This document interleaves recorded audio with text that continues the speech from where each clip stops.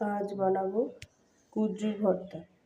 কুঁদরিগুলোকে আমি ছোটো ছোটো করে কেটে নিয়েছি, নিয়ে একটু জলে ভাপ দিয়ে নিয়েছি। এবার এটাকে মিক্সিতে দিয়ে দেবো। আর দিয়েছি রসুন 7-8 কোয়া আর 7-8টা মতো কাঁচা লঙ্কা। এবার এগুলোকে ভালোভাবে পেস্ট করে নেব। কড়াইতে দিয়ে দিয়েছি সর্ষের তেল আর দিয়ে দিয়েছি কালো জিরে ফোড়ন। এবার দিলাম একটা গোটা পেঁয়াজ। পেঁয়াজটা মতো ভেজে নেবো লাল লাল করে। পেঁয়াজটা ভাজা ভাজা করে দিয়ে দিয়েছি কুঁদরির পেস্টটা আর দিয়েছি নুন আর হলুদ। এবার এটাকে ভালো করে টানিয়ে নিতে হবে।